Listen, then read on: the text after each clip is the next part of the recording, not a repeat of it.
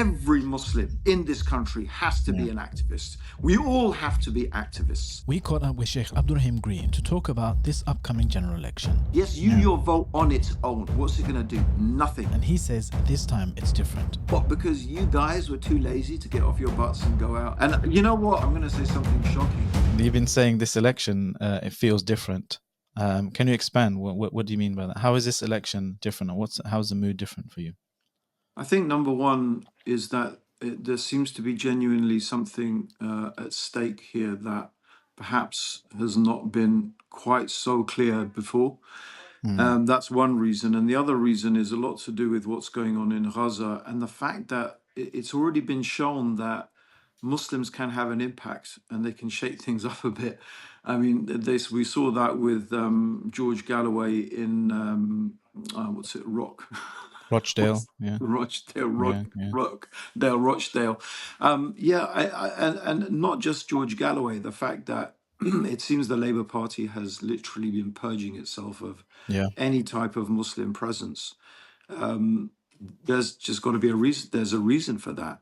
And the fact that therefore Muslims have shown that they can actually make a difference. I think that's something that is key.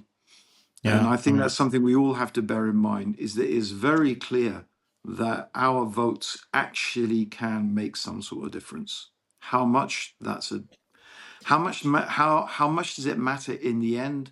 That is something that is up for debate.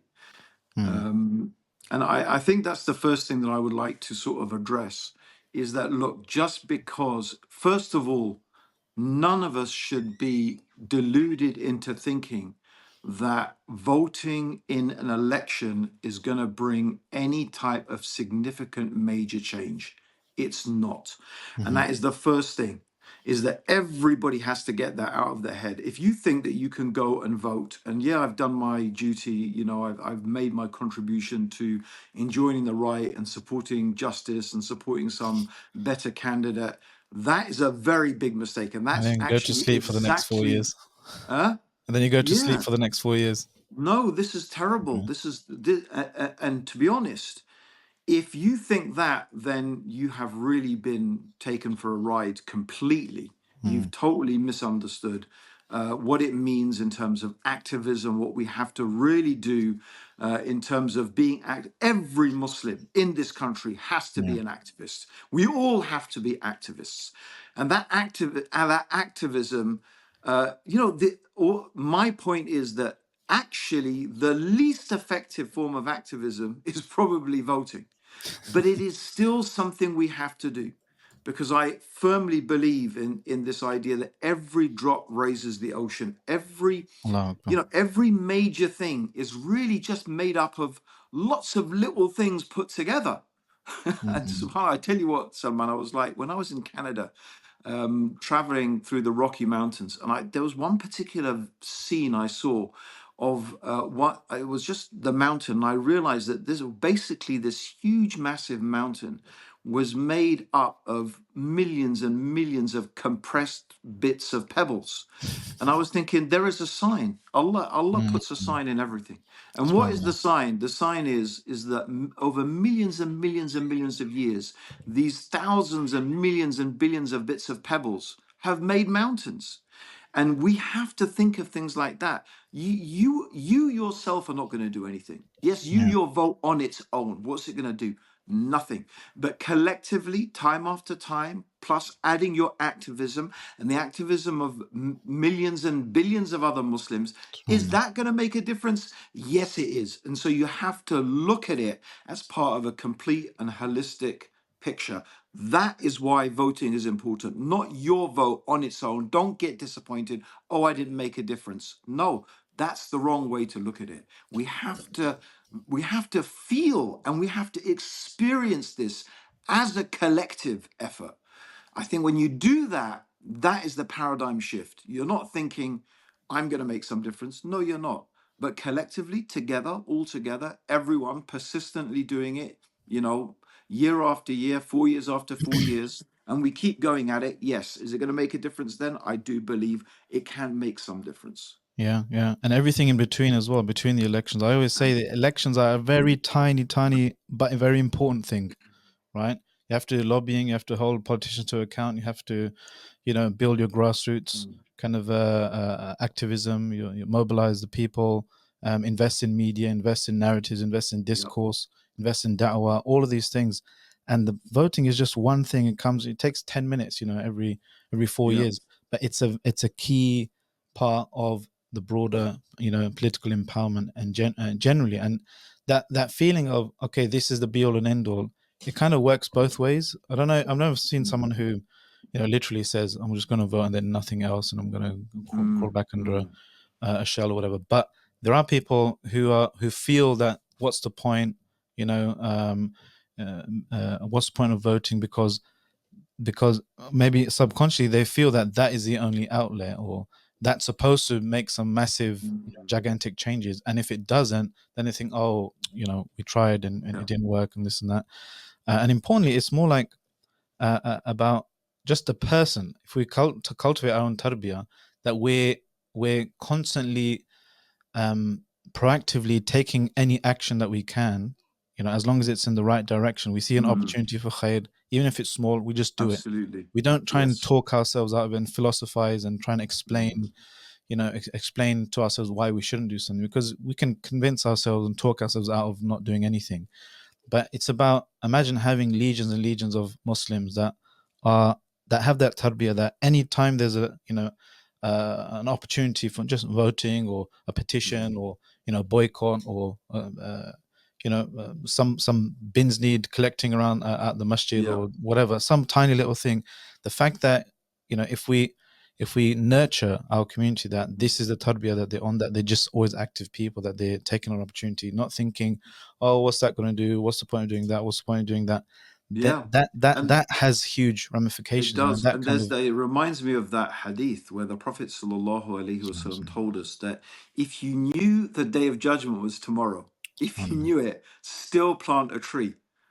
Like you think, what is the point? The benefit of planting a tree, as the Prophet said, any creature that eats from it, any creature that benefits from it, you are going to get rewarded. So if the day of judgment is tomorrow, like what benefit is there going to be? But the benefit is in you being active. The benefit is in your intention. The benefit is in you being persistent. Even when it seems like there's no benefit, you still go ahead and do whatever little bit you can, because that's the attitude that you should have as a Muslim. That's your mindset. Your mindset is you're never going to give up. You're going to keep trying. You're going to keep doing whatever little bit that you can. And I think that hadith of the Prophet sallallahu alaihi wasallam really emphasizes that, and that's how we have to look at what we're doing. Again, like you look at Starbucks, it's lost what, 17 billion? 17 billion. That's just because lots and lots of Muslims and non-Muslims have all just decided, no, we're just not gonna get coffee from that place anymore. yeah. And it's you think, what little old me, what's it gonna do? Yeah. Well, but every What's your single, chai latte gonna do? yeah, that's it. Like Like, it's so granted, it was a bigger but it sacrifice for some of us more than others, but yeah. you know, Yes, well, yeah. I mean, but definitely, but I mean that's the point. And I think the mm, other thing that I sort of want to address is, again, not just about voting, but about what are MPs gonna, can MPs really make a difference? And yeah, actually, they really can't. I mean, as an MP, it doesn't matter. You're just lobby fodder. I was listening to this. I don't know who the MP was. Some conservative MP or former conservative MP who was saying that when he got to Westminster, he was just basically shocked that all that stuff he'd heard about being lobby fodder and just having to toe the party line was exactly true. yeah, And like most MPs have no idea what legislation is being passed. They don't read it, they don't know it, they don't understand it, yeah, and they just do whatever the party tells them. Which I think is all the more reason we need more and more independent candidates. yeah, Really, in reality, I think, again, the system needs a major shakeup. And again, it's about, yes, can one MP, lone MP on his own, make a big difference? Probably not. But if it happens enough and it happens persistently and consistently enough, yeah. it begins to make a difference. And that's how, again, we have to think about it. Yeah, I mean, and also we have to have realistic expectations as well. I remember Azad from Cage Yeah, once, he said, "Don't." When he was talking about encouraging people to vote and stuff, and obviously he's been like, you know, pushing people for years, but he's like also expectation management, because then people might get disillusioned and say, "Oh, what's the point?" yeah, And he said, "Don't water banana trees expecting mangoes." yeah, yeah, yeah. Yeah. So it's true. One MP is not going to probably do anything in terms of like global major, you know, changes, Mm, but they can have a huge impact on your constituency. For example, mm, if you have someone who is actually listening to your concerns and getting you the help you need on a local level, if you have someone who is part of a collective movement, for example, um, making it difficult for the ruling party to just, with a stonking majority, kind of trample over any objection, like in the Iraq War, for example, they had a huge majority. You know, if you have those independents in there, they can make things more difficult, more annoying for the ruling absolutely. party and And stuff. look, And the also, yeah. Sorry, go on. sorry to cut you off. Yeah. The Just remember UKIP, for example, in their Mm, prime, they had one yeah. MP in Parliament, Mm, but they were able to, you know, have such a huge yep. kind of seismic change. Why? Because you don't have to be in power as a government Mm, to shift the, what we call the Overton window, yep. the window, the spectrum of expressible opinion. So it Yep. went further, you know, right wing, for example, went Mm, further towards, okay, normalizing Brexit and all that kind of stuff, mm. and stuff that, you know, you're saying you get ads for on Facebook. Yeah, They're and no, I mean, targeting you. and really, literally, what you said Yeah. is not, but generally, I was going to mention generally is that at the end of the day, it may not seem like it, but we're still dealing with MPs, you know, with Parliament. We're still dealing with human beings. To be honest, Yeah. even at the end of the day, corporations are still run by human beings. There's still people who have to go back to their families. They have to look at their daughters and Mm. their sons in the eye, right?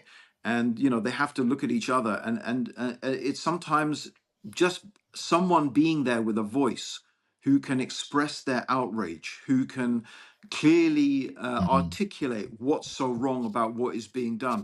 People do get moved. People do feel bad about doing the Yeah. wrong thing. You know, so we should not underestimate these things. I mean, humans are, you know, we at the end of the day, ultimately we are very emotional. We're going to be running on these emotions, and we're going to be influenced by these type of things. Yeah. So I mean, I mean, the example of UKIP is a very, very good example. And you see what's happening with Reform UK. You know, an Yeah. extraordinary phenomena of its popularity, the rise, you know, the massive rise of the right wing. We've seen it in France now. Yeah. So you know these changes, I mean, obviously they're not positive changes. We probably wouldn't look at them as positive changes. The funny thing is this, one of the things that I think, I don't know if we failed to do, but we just, you know, when we don't seem to be very politically mature.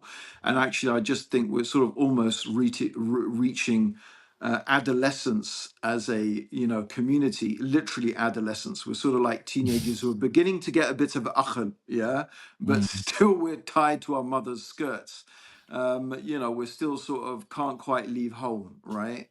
What we're familiar with. But that political maturity is not really there with the Muslim community yet. We haven't really woken up. But I loved what you were saying, Salman. I did love that thing in that podcast that you gave where you were mentioning, or well, not a podcast, but that little broadcast, whatever message, where you were saying is that it's not about what political party that you're from. It's about, do you represent our interests? I don't really care if you're Labour, if you're Mm. Reform UK, if you're Conservative, if you represent the things that I believe in and I think that are important, then I'm going to vote for you.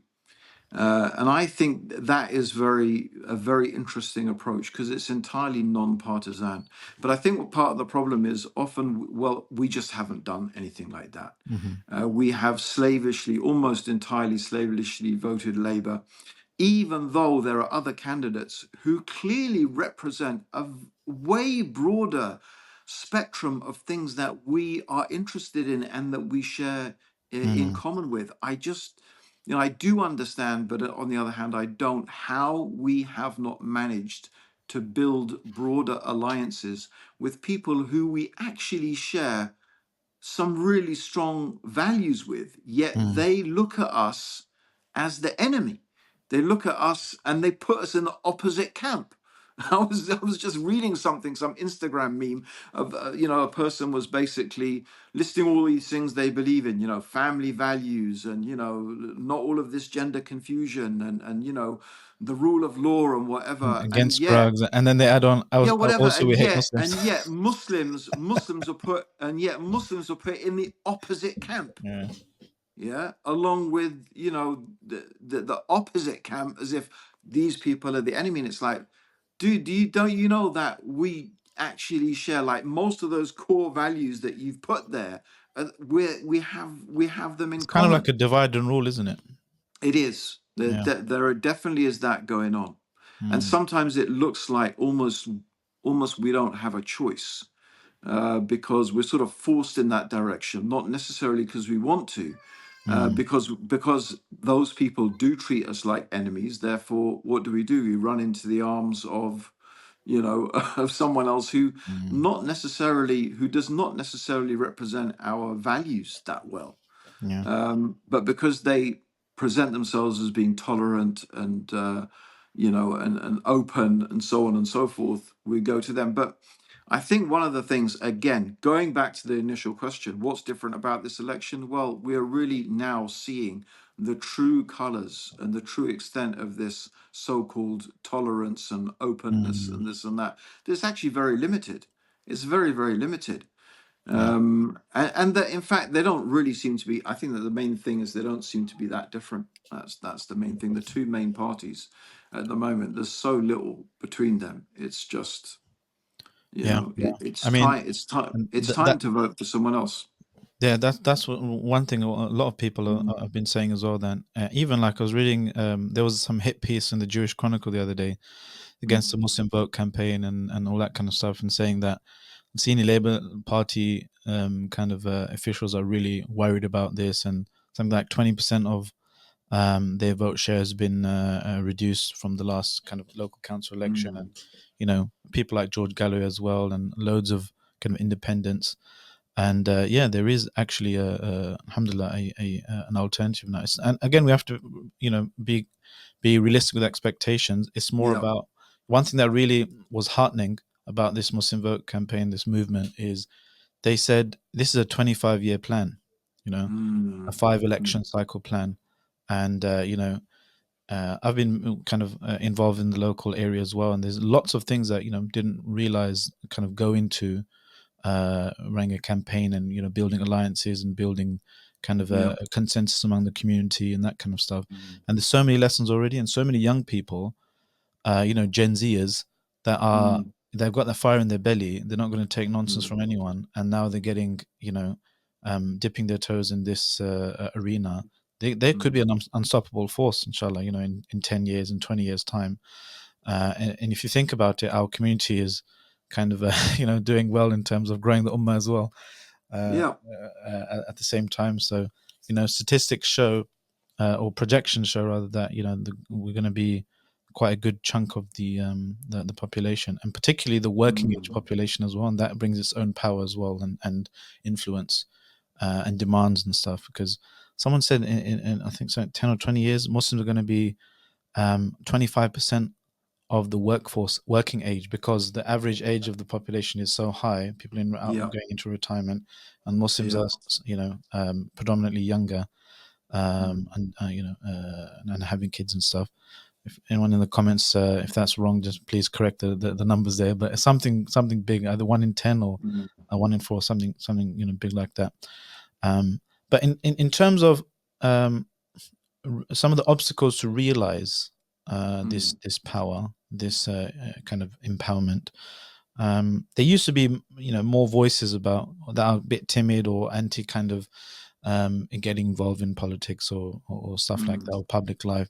Maybe there's stereotypes in my head, but like I was quite heartening to see after Salah in a masjid. I was in a masjid, some Tablighi Jamaat brothers. They were mm, giving a talk after Salah, and I kind of almost fell off. Would have fallen off my seat if I wasn't sitting on the floor. But he was like, "Brothers, don't forget to vote in this election. You know, this is an Islamic duty. Mufti Taqi Mm, Usmani Saab, mm, you know, mm, Hafidhahullah, he's the biggest scholar in the planet, one of the biggest scholars in the planet. He said it's an obligation for you, it's a duty. mm, Try and do your mm, best." I was like, wow, man. Maybe it's just in my head, that stereotype, but I would think certain people that are, you know, very kind of focus a lot on spirituality mm. and stuff like that. They wouldn't, you know, necessarily talk about voting or political activism or different things like that. And there's generally other types of people as well. I've seen lots of people kind of encourage the community and say, you know what, yeah, I'm gonna vote this guy out. I'm gonna punish these people. We're gonna overthrow this local Labour guy or whatever. We're gonna punish Labour. Um, but there are still people that are hesitant, you know, Yeah, about voting and stuff. And it's kind of transmutated. It used to be like, you know, there used to be some people that are Islamically, they don't know this is kufr and all that kind of stuff. Alhamdulillah, mm, alhamdulillah, that's kind of, you know, we hear that less and less. And yeah, you know, as I mentioned, that scholars around the world, and councils of mm, scholars, importantly, they're mm, talking about, is it an obligation or not? So it's harder yeah, to even argue, is it kufr or anything like that. yes, But in yes, terms of, regardless of that I mean, not regardless of, I think that kind of Islamic angle is less important for a lot of people. They're talking about things like, you know, does it even make a difference, or, you know, I'm just one person, or the system is mm, against us, or that kind of stuff. Is that, have you come across that? Because you've been around, mashallah, I don't want to expose your youth or anything, but you've been around for multiple you know, yeah. No, I election think cycles, and you've I seen think generations.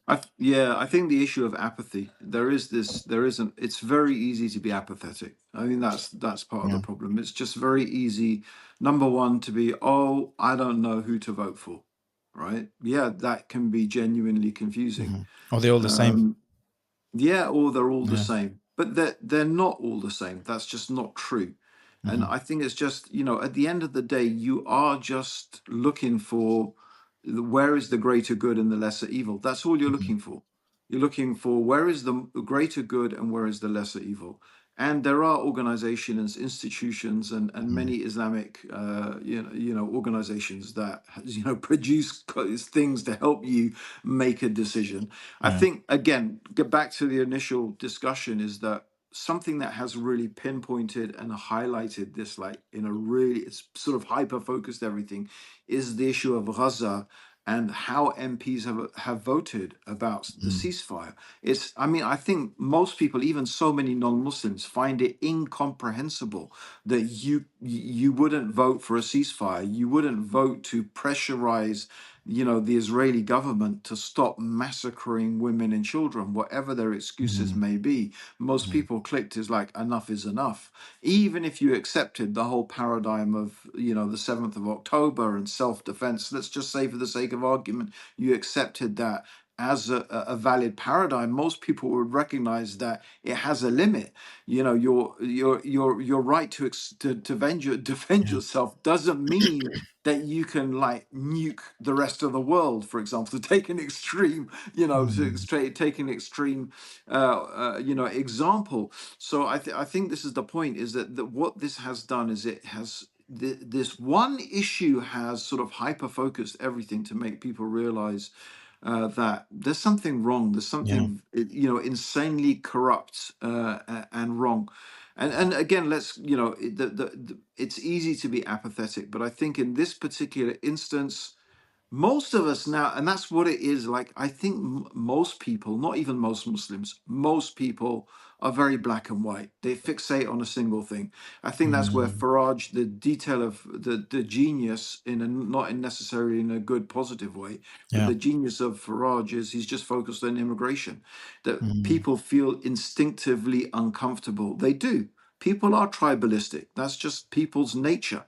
People like, generally, you want to be around people who look like you, who behave like you, who have the same cultural habits as you. Most people do not feel, intrinsically comfortable with different cultures around them. It's just, it's just, that's just normal human nature.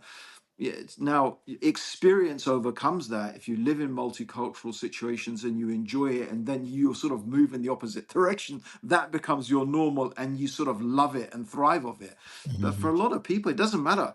Ask most Pakistanis.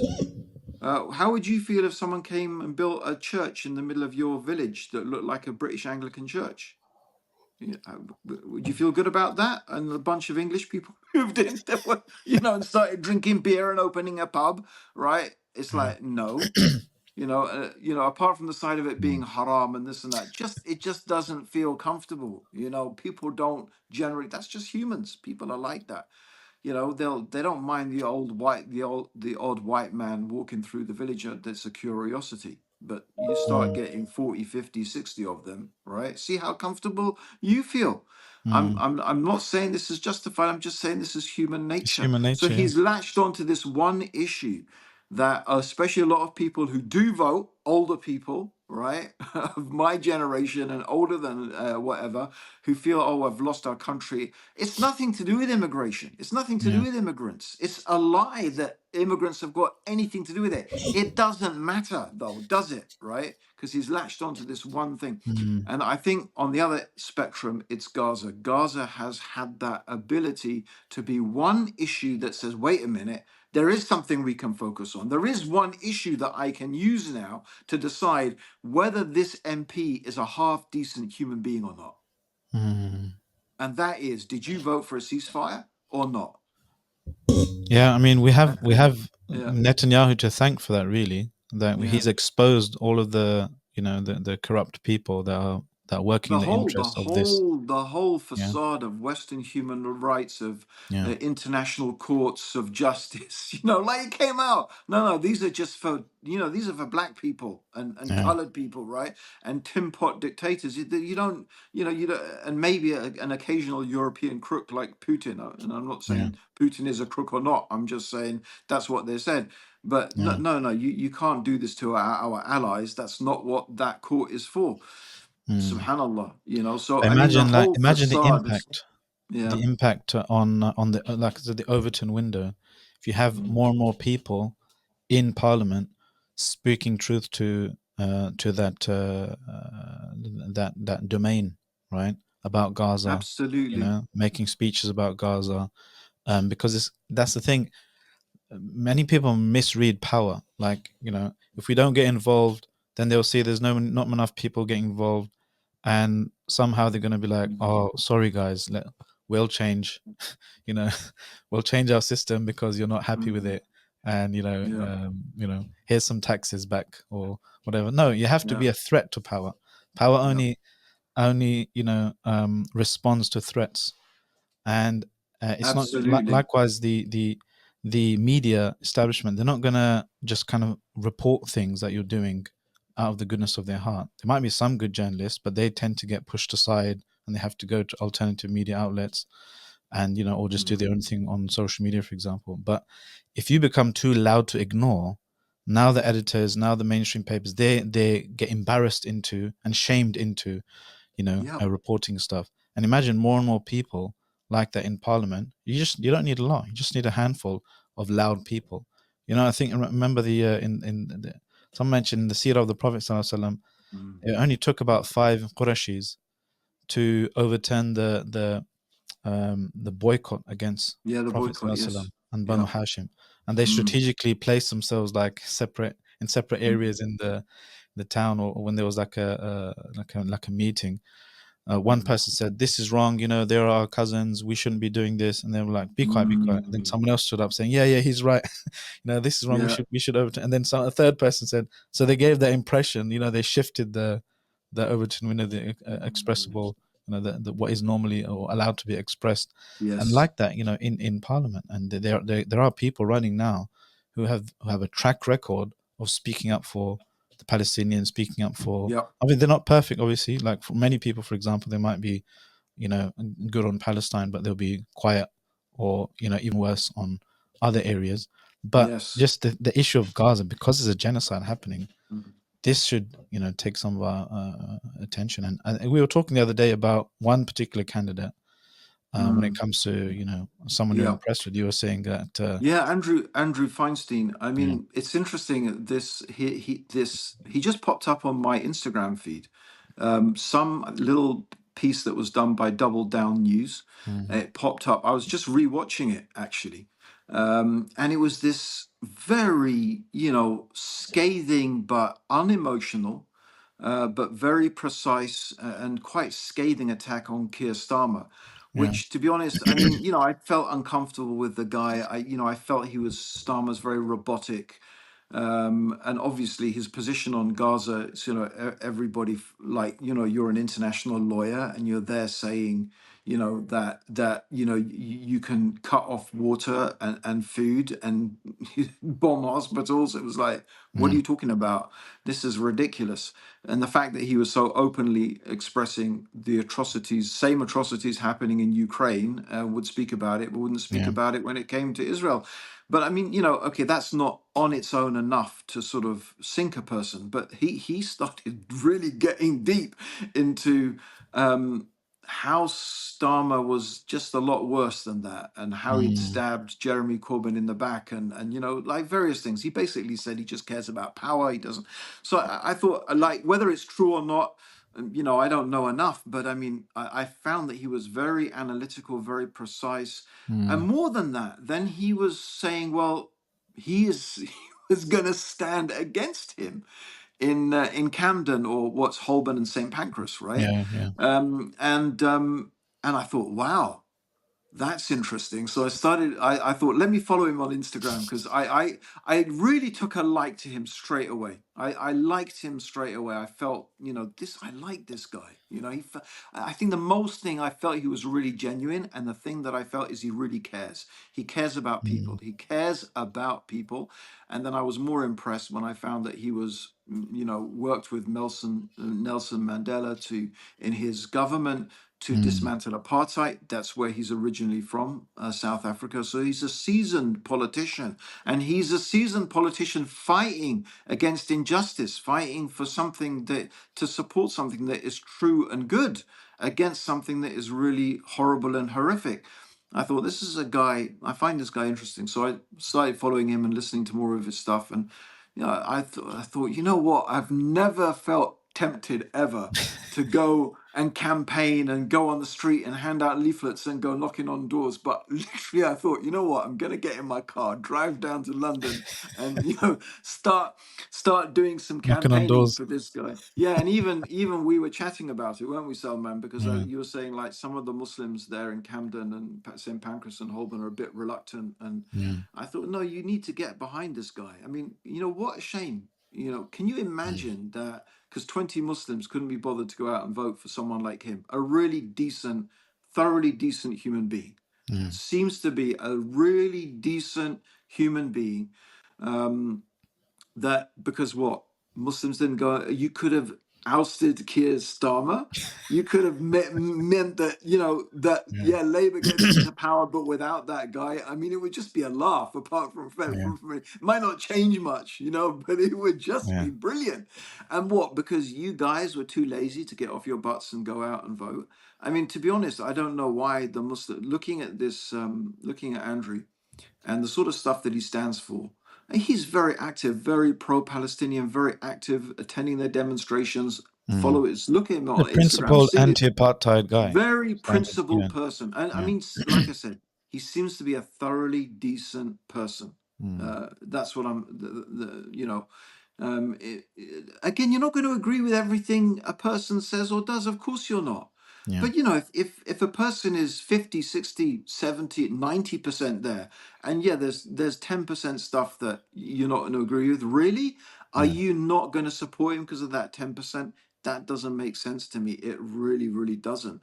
Yeah. And are you And telling from a me that? Shari'i perspective as well, it's very problematic to Yeah, think like that. yeah, Um, absolutely. And can you imagine the upset? Can you imagine? Can you imagine? Are you telling me that wouldn't have an impact if someone like him got yeah. elected as the I MP? mean, it is And possible because I mean, we had I had a yeah, podcast the other day with the data scientist brother Riyadh behind some of the numbers for the Muslim vote campaign. mm, So they have a very good kind of yeah, loads of spreadsheets and very good system. You go to the muslimvote.co.uk, you put in your, you know, you can see the constituencies and See, yeah, numbers and how many Muslims are around, how many votes are yeah. needed for to change a swing and stuff. But what he was saying was there's not that many Muslims. There's about Mm, 6,000 Muslims, and you need like I don't mm, know 20 something thousand. But like you said, he's a decent human being. He yeah. appeals to lots of non-Muslims as well. Muslims need to do their duty as well, and they are. Alhamdulillah, lots of them are. I know a lot of brothers there in Camden. Mm, Shout out Camden. But also, what needs to happen is just generally not just Starmer, but all the. But Starmer's like a figurehead, and definitely Starmer, but all of mm. the people who were kind of supporting genocide. There needs to be a national kind of rejection of these people. Yeah, And outrage. I was Yeah. listening to like the country's one of the country's top pollsters, the former head of YouGov. He was saying that this year, because there's so many independents and other parties that are Mm, taking off kind of votes, this year the polls show that Labour will actually get fewer votes than Jeremy Corbyn's Labour Party. That they subhanallah. actually they won't they predicted a landslide victory for Mm, because of the way the constituencies work. But the fact that as a nation, as a collective people, we can at least just protest and say, look, we are voting against you. The national popular kind of vote mm. has bled. It's like gone down to, he said, about 20% for Labour, right? Yeah. In terms And to of be the honest, this is, I think this is personally, I think this is the direction that politics, in this country yeah, needs to head. yeah, We've got to get rid of this one party system. When, I heard Starmer being interviewed, he said, oh, it's produced strong government. No, it's produced totalitarian governments exactly, who yeah. can produce all sorts of horrific, draconian legislation. Strong government, That's what he wants. like, yeah, what Hitler was strong Yeah, government. I mean, yeah, look, we want strong people power. Isn't that what democracy is supposed to be about? Not yeah, strong government, but, strong response to what the people want. yeah. So, I mean, at the end of the day, I think exactly strong government is I know my anarchistic tendencies are coming out here. Mine too. Because yeah, I heard one guy saying we need 6 years of anarchy where basically, Yeah, yeah, we still have councils running the place so we can still have living, but we don't want any more legislation. We don't want any more government, right? Wind down a few. I mean, anyway, look, I mean, this is all above and beyond my head. I can't possibly yeah, volunteer what some positive solutions for this country is, but I do think that, to be honest, I even think that if there are people who have genuine racist tendencies, well, they should have someone who can vocalize what they care about. I think yeah, that's important. And you know what? I think imagine you had a situation where you had lots of independent voices. In fact, banish all political parties. Then I literally banish them, abolish them. They're not, no lobbying, no political parties, not allowed. Right? You vote for people. You vote for the politics that you care about. By yeah, and large, what I think will end up happening is you'll have lots of disparate voices, but guess what? They'll have to come together to deal with yeah. the things that people really are really important to the country. They'll have to sit Mm, down and figure it out, and then they will have to come together. And then the only things that will really ever happen in a parliament are things that are actually genuinely, genuinely important, right? mm, And that's it. It doesn't become, because at the moment, what is parliament? It's just the rubber stamp for corporations and for yeah, lobbyists. That's yeah. what it is. I I call Starmer just an empty dummy ventriloquized by lobbies and the highest bidder. Yes, that's what it seems to be. I hope I'm wrong. Yeah, I hope he turns out to. I mean, like I have this ridiculous sort of. I don't know if it's ridiculous, but I sort of hoping it. I My optimistic side is saying Labour are playing a clever game. yeah. They are presenting themselves as being a mid-centre sort of almost Appealing to the right wing. racists.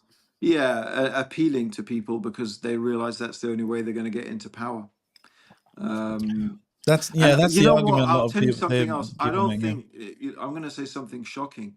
I actually don't think Tony Blair and Gordon Brown they were actually they were up until the Iraq, what happened in Mm. Iraq, they weren't that bad. I mean, yeah, from the Muslim perspective, prevent every single one of the home secretaries seemed to pass some more and more draconian legislation that really impacted Muslims. Yeah. But put ourselves aside, I think they did a pretty good job. But they just sort of, I don't know, what is it, hubris, that what happened in Iraq? I don't know. I mean, it's It's yeah, neoconservatives basically, from the US, pulling the mm, strings, yeah, unfortunately. But yeah. yeah, So I yeah. don't know. We can only wait and see. But I think at the end of the day, I personally, my sort of position now is, I what do you think about? I'm interested to hear your opinion. Mhm. What do you think? Do you think you should vote based on your what you think is the best party, or do you think you should vote strategically? What do they call it? Not strategic voting. What do they call it? It's Block voting, no. When you vote, anyway, tactical. yeah, tactical Yeah. voting. That's So the the thing is, term. I'm in two minds generally about a broad long term strategy of block voting and stuff. Mm, Because I feel eventually the long term goal should be to force all parties to compete for your vote, right? mm, That's how all successful lobbies do it. They don't kind of put their eggs in one basket or anything, but they try and mm, kind of influence all parties and across the spectrum and stuff. But that's a kind of a longer term thing for me. In terms of this election, Alhamdulillah, mm. we've got, like you said, people need an easy, simple kind of thing to rally around. That's Gaza. This Yeah. election is about punishing the mainstream party. This election is about making Mm. public inkar, yeah, condemnation and So what do you think rebuking. in my case, sorry to interrupt, but Yeah, in my case, for example, it's basically going to be either conservatives, because I live in a very traditional conservative sort of area, very unlikely that yeah, maybe the Lib Dems might get in. And I mean, both Lib Dems and Labour are claiming they've got a chance. Labour are claiming they're in with a chance. I'm definitely not voting. I just can't vote Labour. I just hmm, can't take hmm, myself to vote for Labour. Lib yeah, Dems, I'm still, I'm sort of not impressed, but they're sort of better. I mean, my choice would be, we don't have really any good independent candidates, so my natural choice would be Green, the Green yeah. Party, which is the best on the spectrum, Because which is of the name, funny, isn't it? Because of the no, because it's the because on the because your spectrum. local guy's name's Abdurrahim. Yeah, well, no, it's not. But that could be a future. Who knows, Yeah, that I might look at in my old age. My yeah. dad would have loved it, me getting involved in politics. Well, But not the Greens though. yeah, God rest his soul. But he always wanted to. Yeah, He always said I would have loved to get involved in politics. But yeah, no, that's my choice really. But it's a yeah. wasted vote in terms of making any change. Is that Well, it And wouldn't be I'm sort of, wasted. Remember, because it still counts towards the national kind of that's the point. vote share But and so my the question is, spectacle. Salaman, Yeah. my question is, however, it may reduce the chances of conservatives getting ousted and the Lib Dems, for example, getting in. Hmm. So if I give my vote to the Greens, when I say it's wasted, for me, that's what I want to do, because Yeah. I'm supporting the party that I believe most closely represents what I think is important. And I think it's important for them to know that these people exist who are supporting them. Yeah. But on the other hand, that may mean that we, have one less possible MP who's going to bring a little bit more benefit in the right direction. Yeah. What's your so So what sort I of a would bit, suggest, huh? I want to ask you for your postcode. That S. might be no. Okay, don't publish this one. Yeah, One second, let me put it into the Muslim vote. Let's see where it comes up. this is Got interesting. you, Live. Yeah, you can mention the whole thing and I'll just bleep it out. Okay, Shropshire. yeah. The whole family's saying, "Oh, but what should we do vote?" I mean, typical. Okay, so we do not currently have an endorsed candidate for this seat. Yeah, Please vote for a candidate from the Green Party, Workers' Party, SNP, Plaid Cymru, or Liberal yeah. Democrats. Please Plaid check back Cymru are prior not to here. That's the casting your Welsh vote. party. Yeah, Yeah. they might have updated it before the election. Who knows? They said please check Mm. back, but it's probably because you have like two Muslims in that constituency. No, there's a Yeah, very few. We're yeah, very, like, it's very white, very yeah. very conservative. Yeah. Okay. So yeah, that's probably an exception. But for anyone else watching, you could just go to the muslimvote.co.uk, put in um your postcode, and it will already have, normally it will give you a recommendation, an endorsement based on what the local community, kind of power brokers and stuff, and mosques and leaders and stuff have suggested, have kind of united behind, and say, okay, this is the one that has a chance to punish Labour and punish Tories, and also, is a Maybe we should have decent a person. maybe we should have a different thing. United against genocide. Yeah, Instead of the yeah, Muslim vote, you'd cast a wider net and you yeah, bring in more people. And it's just to say there's got to be some red lines, some things that we just can't. How can we as human beings sit and watch this happen, and our elected politicians are just not doing anything to stop it? It's absolutely. Yeah. you know So this is our chance, alhamdulillah, to, just condemn Labour, condemn Tories, condemn yeah genocide, use our voice. Like we said, it's not a huge, it's not the be all and end all, but it's a small part, but a very crucial part yeah of doing our job, inshallah. absolutely, absolutely. And so, brothers and sisters, it's tomorrow, isn't it? So Yeah, just make your little contribution. That's what I really encourage you. Do not let apathy get in the way. yeah, yeah. All right, Sheikh, we've taken up a lot of your time. I've got a few quick fire questions for you. Okay, quick fire. Quick fire, just the first thing that comes into your head, just split it out. Yeah. Name a All right. recent book or audiobook that you would recommend. Well, the one I'm reading right now is Kristen Gooley's Wild Signs and Star Paths 52 Keys That Will Open Your Eyes, Ears, and Mind to the World Around You. Absolutely fascinating. Wow. The world is full of signs. These are the signs Mm, in nature that, anyway, it's just fascinating. And if you link it up to the idea of ayat, the Quran mm, being a book of signs, it's actually mind blowing if you can wow. put the two things together. You think, subhanallah. So, like, literally, this has got my head buzzing right now Can you about give so an many things. example?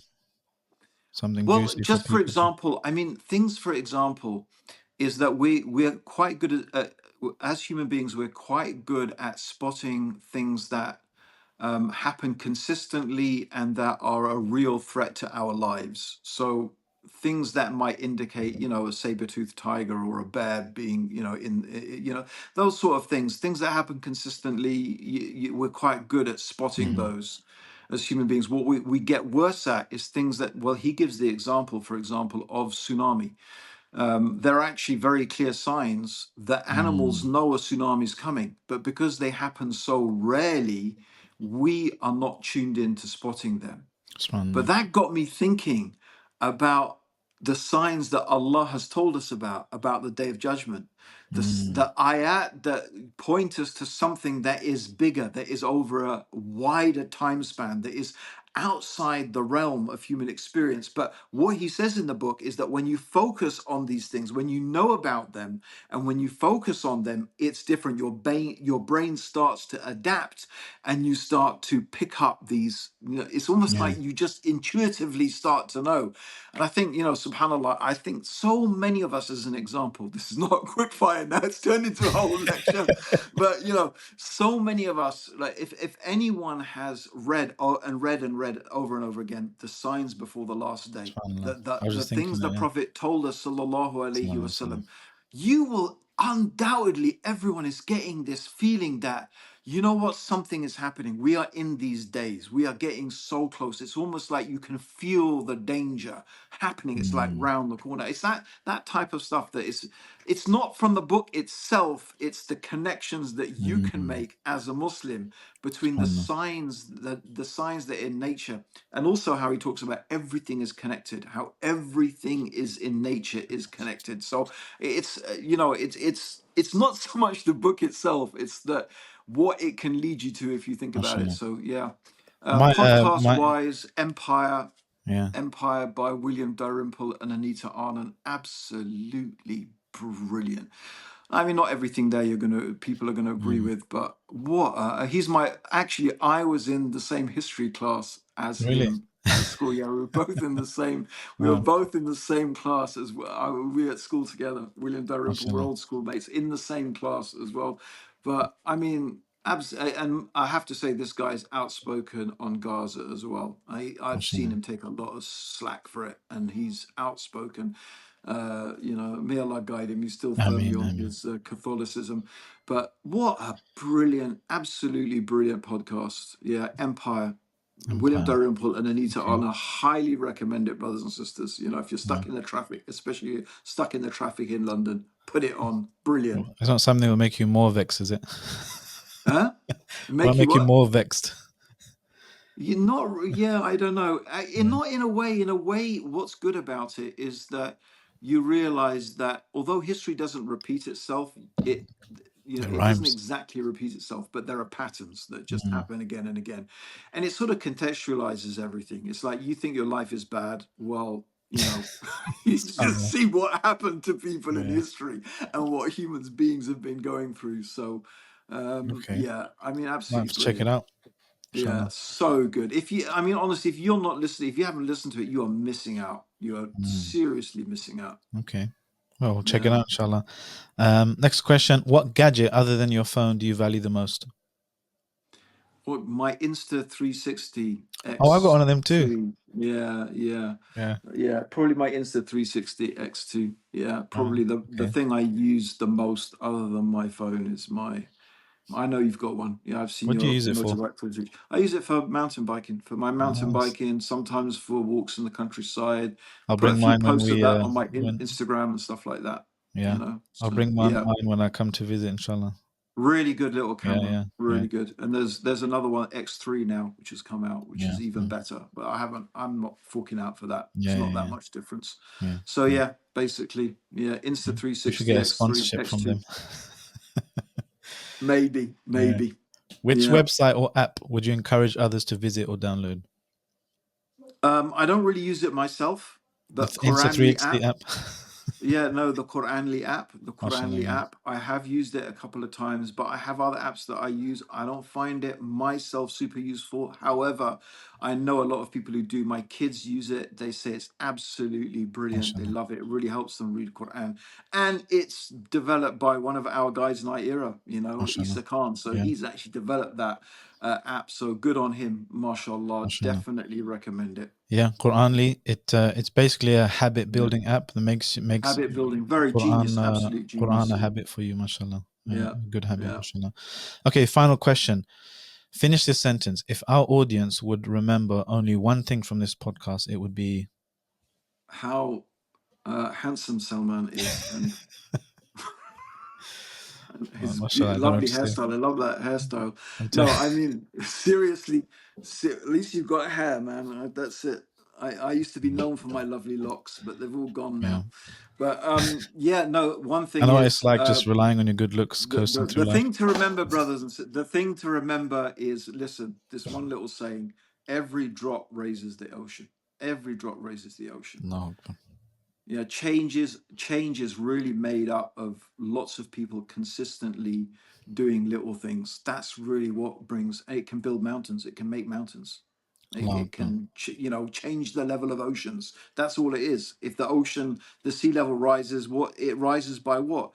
Just literally billions and billions of little drops entering the ocean, and it gets higher and higher, or less and less. So that's it. Do not think that your little bit of contribution is worthless.